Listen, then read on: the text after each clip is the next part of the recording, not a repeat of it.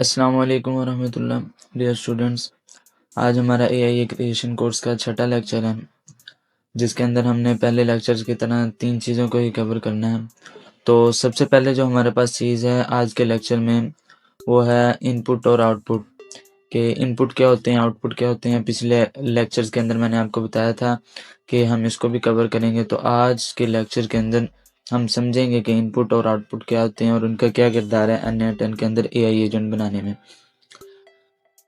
और दूसरे नंबर पे हमारे पास जो चीज़ है वो है how to write a prompt, कि प्रॉम्प्ट कैसे लिखें। ये तो अब हर किसी तकरीबन ज़्यादातर लोगों को आता है, लेकिन फिर भी ये बहुत ज़रूरी है क्योंकि एआई एजेंट क्रिएशन के अंदर इसका बहुत अहम किरदार है। सबसे पहले इनपुट और आउटपुट्स का, उसके बाद एक प्रॉम्प्ट का बहुत अहम किरदार होता है एआई एजेंट के अंदर खास तौर पर। और तीसरे नंबर पर जो हमारे पास चीज़ है वो सबसे एडवांस चीज़ है कि उसके अंदर हम जेसन यानी जेसन एक लैंग्वेज है, यानी एक कोड्स होते हैं, उसके साथ हम N10 के अंदर किस तरह वर्क कर सकते हैं। N10 में जेसन के साथ किस तरह हम वर्क कर सकते हैं, इस चीज़ को हम सीखेंगे। तो सबसे पहले जो हमारे पास पहली चीज़ है इनपुट और आउटपुट क्या होते हैं, सबसे पहले हम इसे समझेंगे। तो इसके लिए मैं आपको N10 के डैशबोर्ड पे ले चलता हूँ, वहाँ जाके आसानी से हमें सारा कुछ समझ आ जाएगा।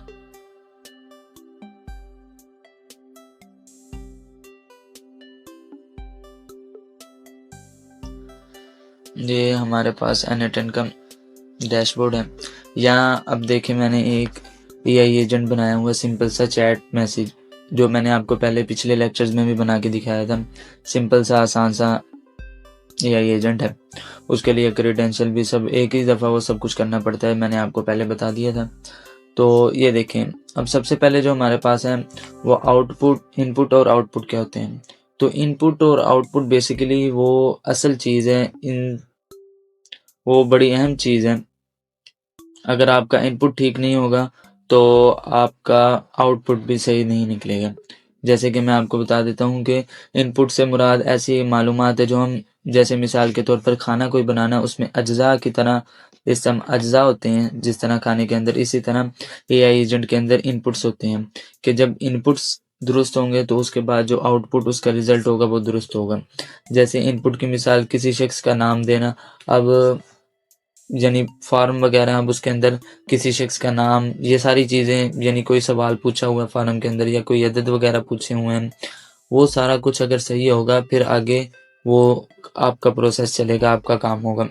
अगर इनपुट ही गलत हो जाएगा तो पूरा जो अमल हो रहा होगा वो सारा का सारा रुक जाएगा। इसे सबसे पहले यही काम है कि देखें कि निज़ाम को मिल क्या रहा है, यानी इनपुट के ज़रिए क्या हो रहा है, एआई एजेंट को हमारे मिल क्या रहा है, फिर उसी के मुताबिक वो आउटपुट यानी हमें नतीजा देगा। अब यानी जैसे इनपुट दिया कि किसी का नाम दे दिया फॉर्म के ज़रिए एआई एजेंट में, तो अब आउटपुट क्या करेगा, और निज़ाम ने नाम लेकर उसका फिर अब जवाब देगा। फिर यानी मिसाल के तौर पर आपने गूगल शीट का ग्रोसरी स्टोर का एक एआई एजेंट बनाया, उस एआई एजेंट के अंदर आपने पूछा है, अब अगर आप ग्रोसरी स्टोर की चीज़ के बारे में पूछेंगे तो ही उसी वक्त वो जवाब देगा। अब किसी और चीज़ के बारे में पूछेंगे वो किस तरह जवाब देगा। अब आप उससे पूछ रहे हैं कि भाई हमारे पास स्टॉक में शुगर कितनी पड़ी हुई है, तो अब ये आपने करेक्ट उसके क्वेश्चन पूछा है, तो अब वो इसका बिल्कुल दुरुस्त जवाब देगा कि हमारे पास इतनी चीज़ें पड़ी हुई हैं, बिल्कुल सही नतीजा निकाल कर देगा। जैसे मैं और अब दूसरी चीज़ जो हमारे पास थी कि प्रॉम्प्ट लिखना, प्रॉम्प्ट मैं आपको अब दिखा देता हूँ। प्रॉम्प्ट लिखने के तो बड़े तरीके हैं। अब एक ये है कि मुझे मोटिवेशनल 3 लाइन्स लिख दें, चैट जीपीटी भी या किसी भी जगह पर जाकर के एआई को। तो और दूसरा तरीका ये है कि मुझे 3 मोटिवेशनल लाइन लिख कर दें जिसका अंदाज ज़्यादा मुतासिर कुन हो और आज की नौजवान नस्ल के मुताबिक हो। अब इसके अंदर जो हमने एडिशनल ये चीज़ें लगाई हैं, ये बहुत अहम किरदार अदा करती हैं। इससे ये चैट जीपीटी वगैरह ये जितने हैं इनको ज़्यादा समझ आती है और ज़्यादा वजाहत के साथ हमें हमारा काम मिल जाता है। तो अभी मैं आपको बताता हूँ, यहाँ मैं मिसाल के तौर पर अभी से कह दूँ, सी मोटिवेशनल लाइन।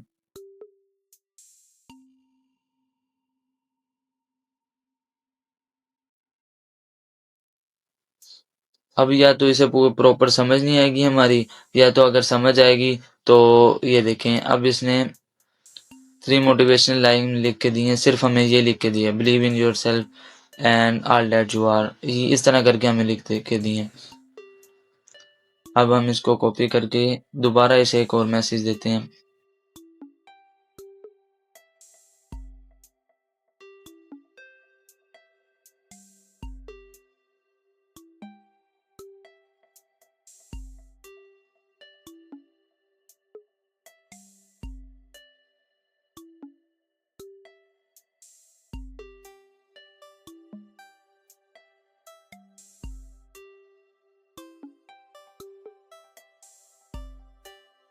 अब इसे मैंने लिख के दिया 3 motivational line for new generation. अब इस न्यू जनरेशन के लिए हमें 3 मोटिवेशनल लाइन लिख के दे दी। अब इसी के अंदर से हम इनपुट आउटपुट समझते हैं। ये देखें हमारा सारा पूरा जो निज़ाम है वो बिल्कुल दुरुस्त चला है। अब ये देखें हमारा इनपुट था मोटिवेशनल लाइंस, यानी हमने उसे बताया और उसने हमें आउटपुट दिया योर क्रिएटिविटी, यानी हमें आउटपुट उसने उसका जवाब लिख के दे दिया कि आपकी 3 मोटिवेशनल लाइंस ये रही। तो इस तरह एक प्रॉम्प्ट लिखा जाए N8N के अंदर।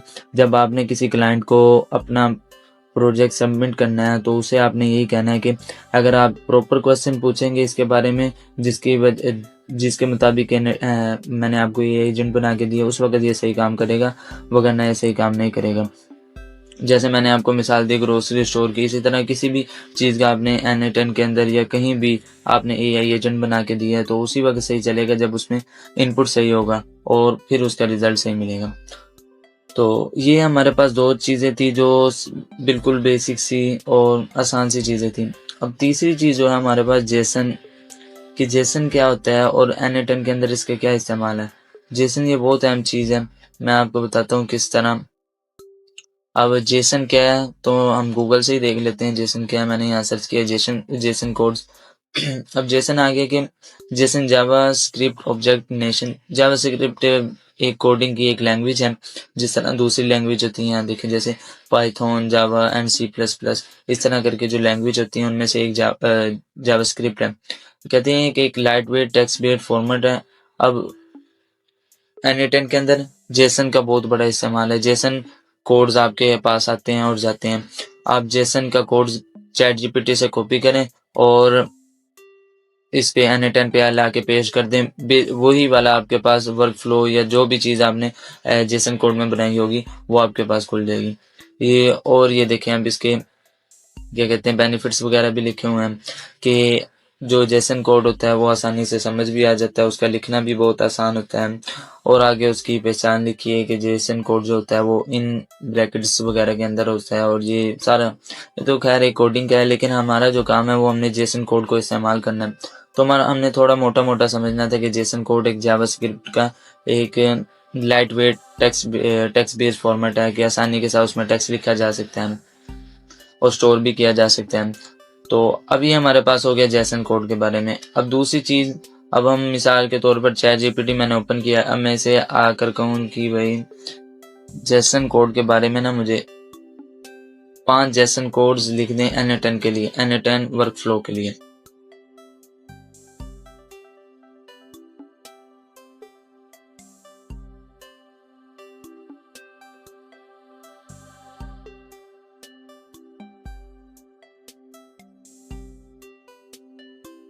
Five Jason codes for N8N work flows. अब मैंने इसे ये सबमिट किया जैसे ही, अब ये मुझे जेसन कोड्स के अंदर वो 5 वर्क फ्लोज तैयार करके दे देगा। अब ये देखें ये सारा जेसन कोड्स हैं, इसने 5 मुझे क्या कहते हैं तैयार करके दे दिए, वर्क फ्लोज तैयार करके दे दिए। ये बहुत ही इजी वे है इसे AI एजेंट बनाने का। तो इसी वजह से हमारा जो आज का लेक्चर था वो बड़ा अहम था। अब यहाँ से कॉपी करना है, सिंपल N8N के अंदर पेस्ट करना है और उसके बाद हमारा एक AI एजेंट तैयार। उसमें थोड़ी चेंजिंग वगैरह करनी है, हमारा एक बगैर मेहनत के एक AI एजेंट तैयार हो जाएगा।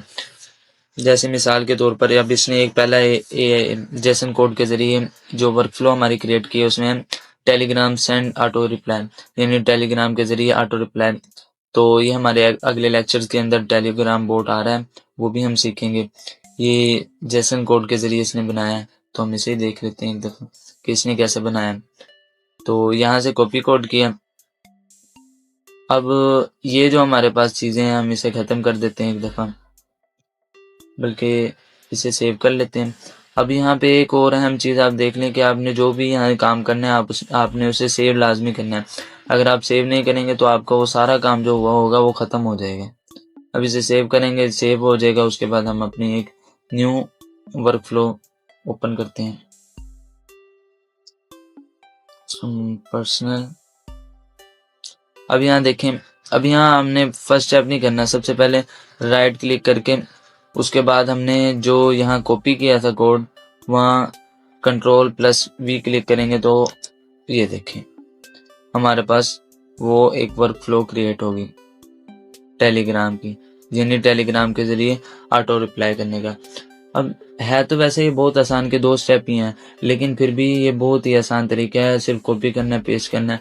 अब कैसे करना है टेलीग्राम ट्रिगर से और ये सारा कुछ, वो हमारे अगले लेक्चर्स के अंदर आ रहा है। और इसी तरह मैं इसे अगर डिलीट करूं और इसे भी डिलीट करूं, दूसरा मैं आपको एक दिखा देता हूं जो इसने बनाया है, सेंड ईमेल एवरीडे, यानी हर रोज़ आपका शेड्यूल के मुताबिक ईमेल जो है वो सेंड हो जाएगा शेड्यूल ट्रिगर लगा के।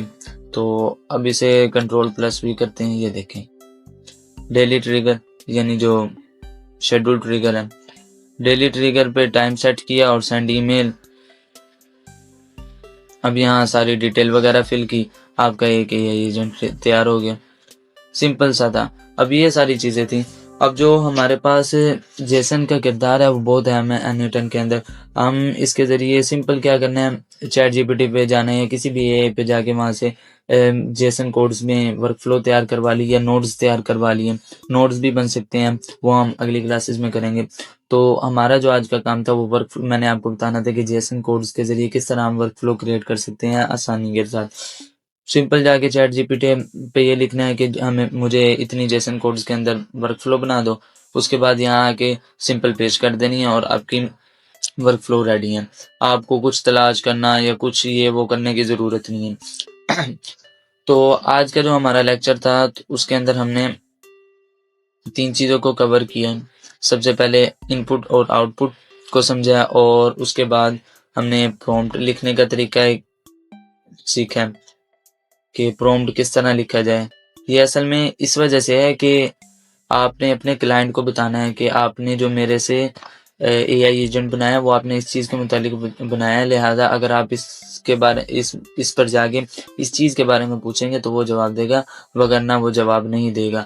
ऐसा ना हो कि आपने उसे बताया ना हो फिर वो आपके बारे में शिकायत कर रहा हो या आपका फीडबैक आपको बुरा दे रहा हो कि आप मुझे इस आदमी ने बना के दिया था, वो ये नहीं कर रहा, वो ये नहीं कर रहा। इसलिए पहले बता देना ज़रूरी है।